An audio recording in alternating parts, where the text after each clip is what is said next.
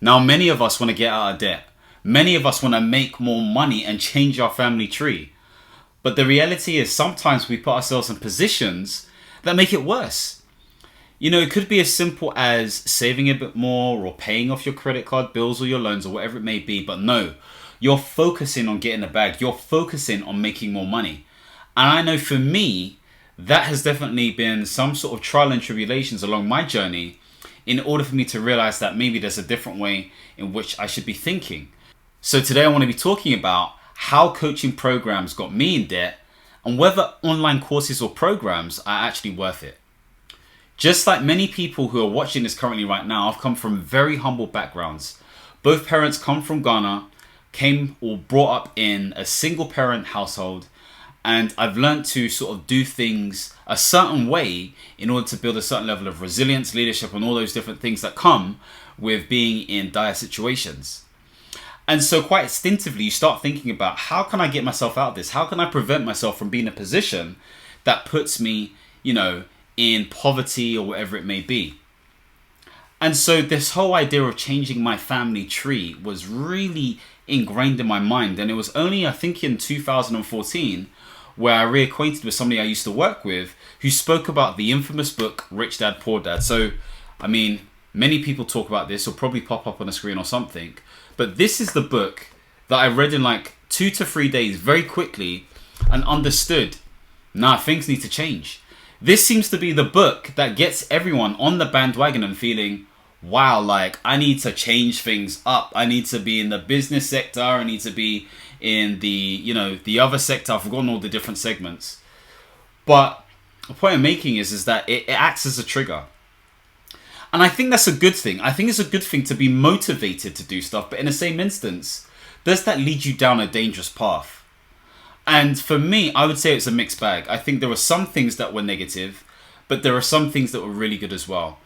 And so in this video, what I'm going to do is talk about the different things that I did and also my lessons learned from experiencing those different entrepreneurial endeavors. So let's get into it.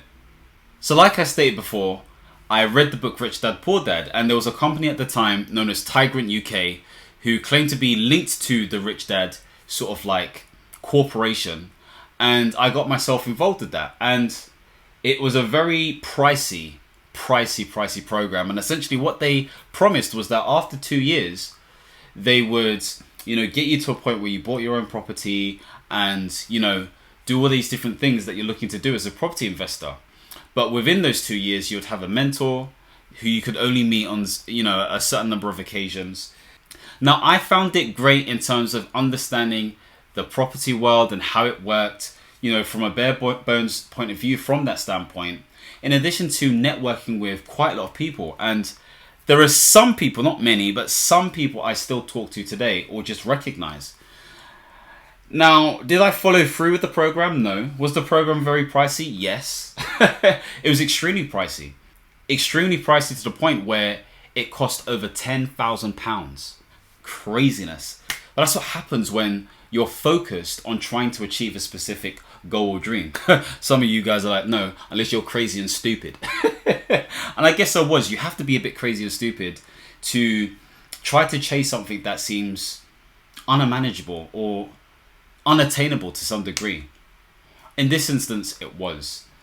And so the reason I didn't follow through with that is because I ended up with a really serious injury in my shoulder. And so that took me out for about 6 months. I couldn't do anything.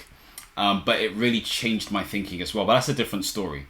So that taught me that money does not pay for results. Okay, it really doesn't. So that's the first thing that I endeavored into. The second thing that I tried out was being part of a network marketing company known as ACN. I think it stands for American Communication Network. The infamous ACN. Ooh, And I'll be honest with you. It was a bit too good to be true at first. Did say no. And I was one of those crazy people who actually went back and said, actually, no, let me give this thing a shot for at least a year. And I met some amazing people, I can't lie. I learned things around leadership. I learned things around personal development. I got acquainted with some really highly motivated individuals. I was learning how to sell, how to market, how to lose friends and not influence people. a lot of stuff happened during that time, and I personally lost friendships during this sort of like endeavor. But in the same instance, I was able to regain them, or some of them, should I say, after all of this stuff. But that set me back about £2,500 altogether. Now, that's not for sign up. I don't want to make it seem like that was the case. This was, so I think the initial sign up was like, I don't even remember, 100 and something pounds, 300 and something pounds, whatever it may be. But you're paying for events, you're paying to go abroad, you're paying to buy merchandise, you're paying for products so you can, show people how these products work, etc. You're paying for all these things, but not getting much reward. I mean, I made some money with it, but it didn't overtake my expenses. And so with that in mind, not that it was a waste of time, but let me break it down like this. It was a waste of time from a time management standpoint or activity management standpoint, but it wasn't a waste of time in terms of the experiences I've learned, because now I know I will never go to a network marketing company again. All those people messaging me on Instagram or whatever it may be, not going to happen. It's just not going to happen. But it taught me that there is something about the model I like. I'm not saying I like pyramid schemes, by the way, because I don't. But this idea of leverage, okay, equal and integral leverage, okay. I'm trying to think of an example where this works really well, and it's failing me. I can't lie. But really and truly, a really good system that works is something that is more cyclical by nature, as opposed to more pyramid focused. Now, some people may argue, well, don't you see that in the workplace? You do, but it's different to network marketing, I believe. And there's too much of a close line between this whole pyramid thing and MLM thing. So after a year, I decided not to do it. That's £2,500. Now, as I stated before, reading the book Rich Dad Poor Dad really sort of like revealed different things to me in terms of coaching opportunities, Forex, trading, all of this kind of stuff there. So I spent about £150 trying to learn all of this kind of stuff in terms of the trading standpoint. And it wasn't just for one thing, it was multiple different things. And I also spent about £2,500 on a one-to-one coach. Okay. And I'll be honest with you, the one-to-one coaching experience was very good. It was very good. I mean, I thought I was going to be talking to Robert Kiyosaki, but you're talking to one of his coaches, whatever it may be. And it was the first time that I really encountered coaching in a way. Someone who could sit down with me. This was virtual, by the way, and this guy was in the States, so we were doing it over, I think it was over Skype or wherever it may be, over 12 weeks. I was probably about 23 years old. And I was getting these coaching sessions. Now, it was business focused, but the problem I had was that I wasn't there yet. I was just thinking about, I want to change my family tree, I want to make this money, blah, blah, blah. But I hadn't really consolidated necessarily what I wanted or how I wanted to make my money. I wasn't necessarily thinking about that. I was just thinking I need to get out of this mess. And so, although that was a great experience, and there were things I've learned, I mean, it didn't really give me the result that I was looking for. So again, you're starting to see a pattern here. I'm throwing money at stuff, but not much is coming out of it because life is showing me different stuff. And around this time, just so you know, this is when I decided slowly that medicine wasn't really for me, because I thought I wanted to be a doctor, but I just decided that actually, no, there's more to life for me personally than, being a medic or whatever it may be.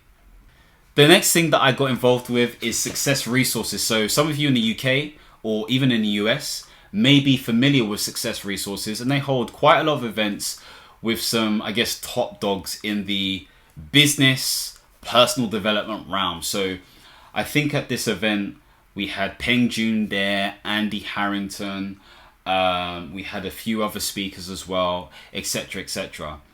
And I think I signed up for two things. So there was the JT Fox personal branding session. And, I saw this guy, I was a bit intrigued. I was into personal branding at the time. Paid for his course, or his training, should I say. I think it was a 2-day training for £250. Yeah, it wasn't for me. I can't lie to you. I'm not trying to badman the guy or anything else. He does what he needs to do, but it just wasn't for me. That's all I'm saying. Because a lot of what he was talking about, I had already read elsewhere. I had seen this information online. I had been implementing it myself, etc., etc. I didn't feel like I was getting anything new. And I guess above getting anything new from a knowledge standpoint is being transformed through understanding so you can actually take action. I didn't feel anything from it. And sometimes you get that, sometimes you don't. It just wasn't for me. So I walked out after that. I did sign up for the Andy Harrington thing, like I stated before. Loved his training. Loved his training. For the first time, it felt like I was doing a training course that felt like it was giving me value. So Andy Harrington focuses on business development, and his angle and niche, or the way he markets himself, is around public speaking. And so I took his initial, I think it was Andy Harrington Speakers University, and then he had something called Jet Set Speaker, which was like £2,500. Whoa, that seems to be the number, doesn't it? And so they teach you how to speak to sell. Really good stuff.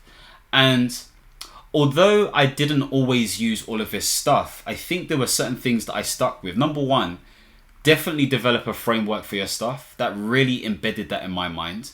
Number two, you can make money from your ideas via intellectual property. And number three, there is a science to this. I mean, I knew that subconsciously, but this really held it, pushed it home, should I say. It really did. So if you're looking at Andy Harrington's stuff, I'll definitely check it out. I don't know what his stuff is like now, but that was back in 2015. But at the time, really good stuff. So there was that. After that, I also went to Les Brown in London. Now, this is slightly different because it wasn't necessarily a training program. I just wanted to see my godfather speak. That cost me about £100 or so, £150. Was promised a photo with him. Not only didn't I get a personal photo with him, I haven't got my photos yet. So Les Brown in London, I'm still asking for my photos, please. It's like, what, 7 years on? 6 years on? I think I deserve my photo. Anyway, I'm going to try again. I'm going to message. I've been consistently messaging that Facebook group, and I kind of get a response, and then I don't, and then I kind of get a response. So I'm going to keep on going. Anyway, let's keep it moving. So really and truly, you can notice that between 2014 and 2015, there is a consistent theme of me really going in with spending money.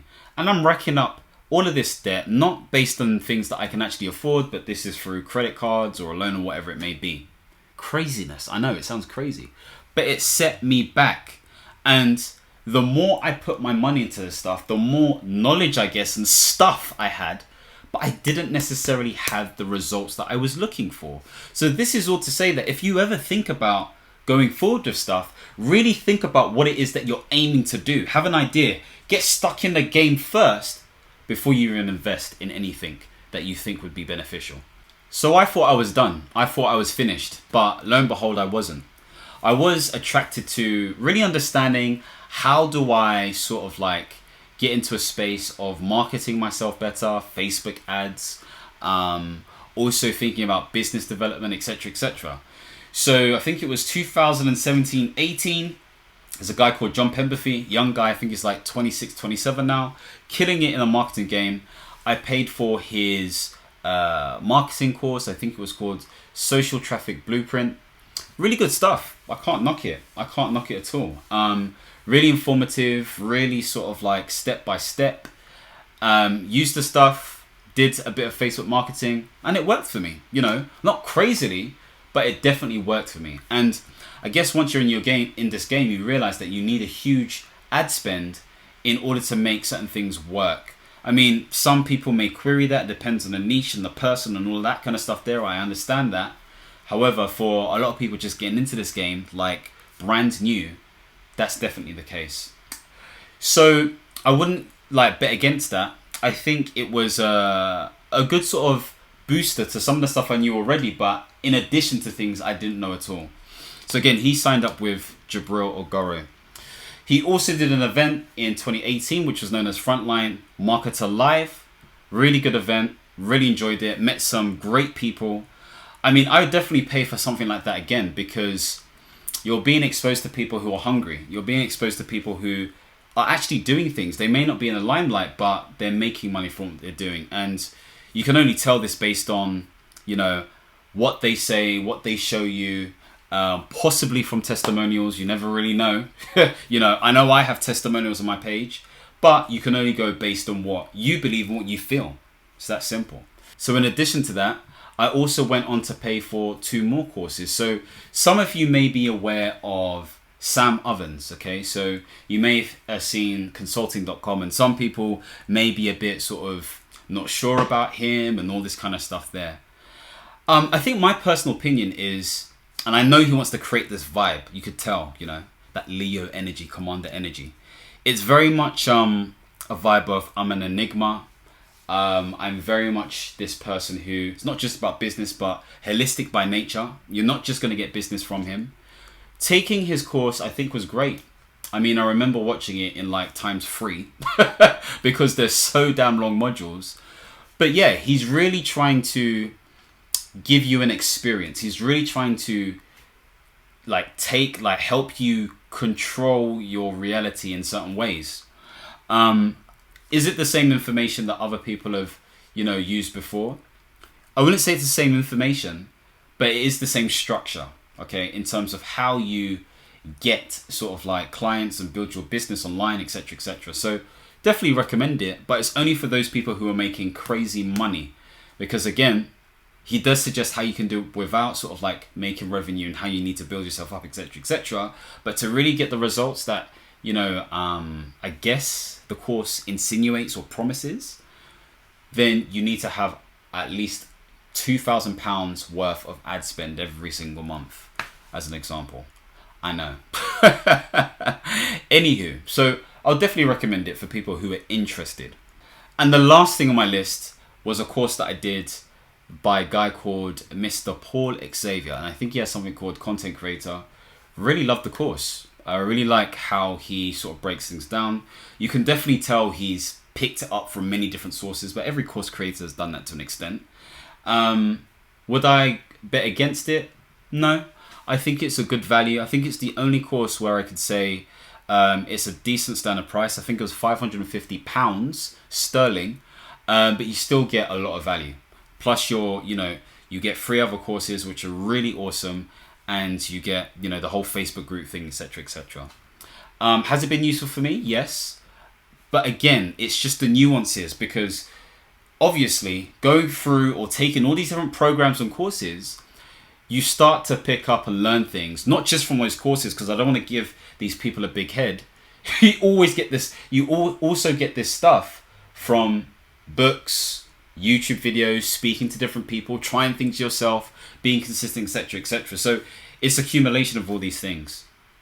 So that's a lot of money spent. I probably need to do some maths to work out how much money I've spent over the years towards courses. Now, am I in debt now? No, I'm completely debt-free, paid it all off, but it taught me a huge lesson. Do not rush.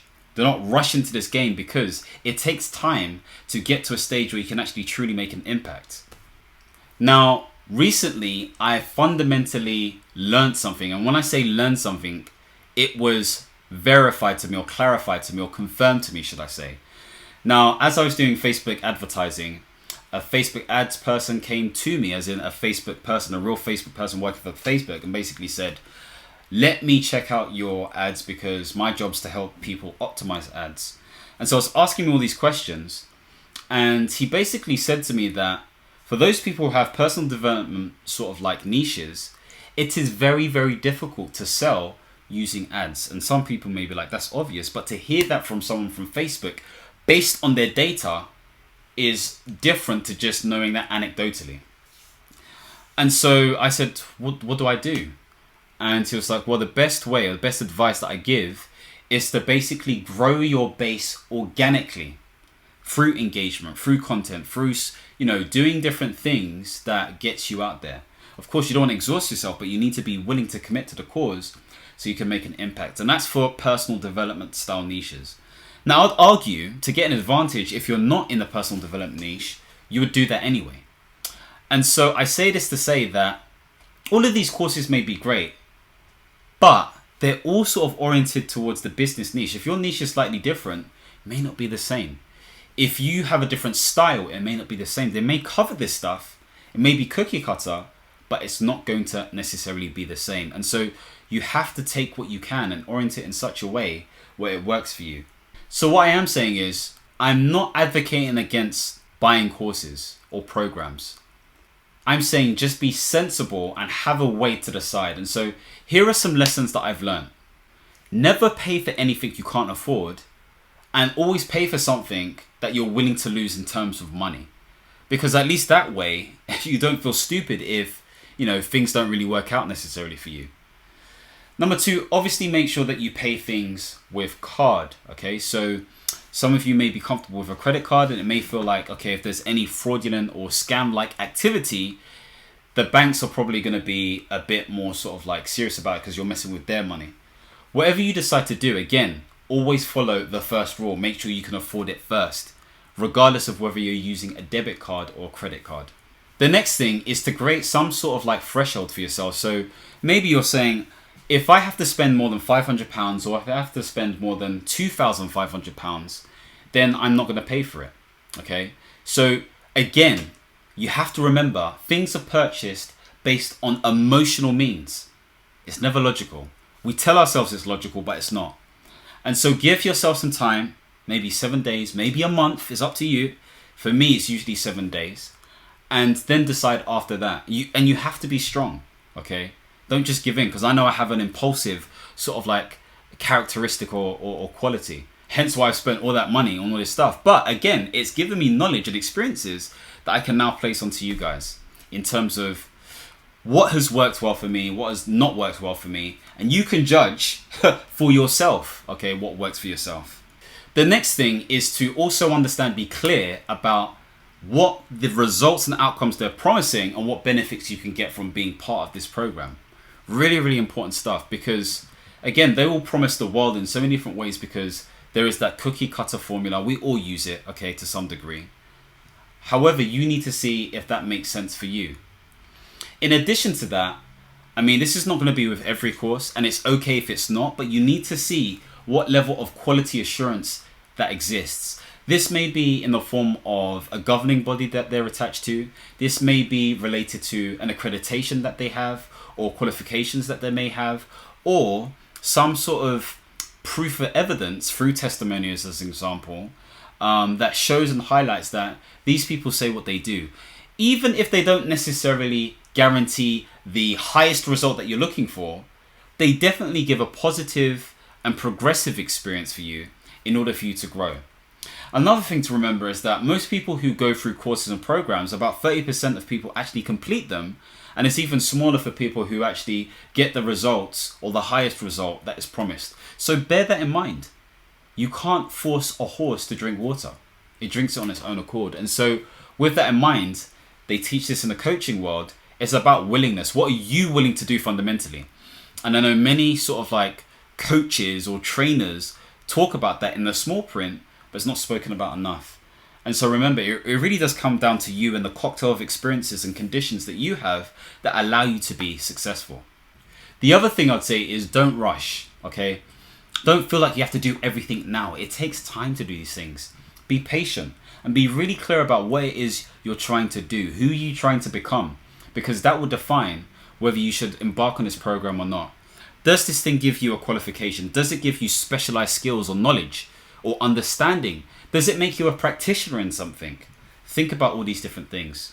And the last thing is, you can always get a one-to-one coach. I think that's an important factor sometimes. Someone who could sort of like help you on a more contextual basis. Of course, there are many cookie cutter programs, and I'd be guilty to say that I'm not even thinking of developing some sort of program based on my one-to-one coaching. However, we can't deny that one-to-one is more context-based. So if this is a coach that is more specialized and or generic, again, you need to define what works for you. Generic is good because they have an objectivity and they can help you think a certain way. Some people call them life coaches or executive coaches, etc., etc. But if they're more specialized, again, they may have walked the path, so they may be a coach mentor style thing. So hopefully this has given you some insights into my journey towards this entrepreneurial world, and whether it was really a scam or whether it actually helped me in ways that I may not have got if I didn't go down this path. If you like videos like this, make sure to subscribe and hit the notification bell. And as always, my friends, understand, reach, and expand. Peace.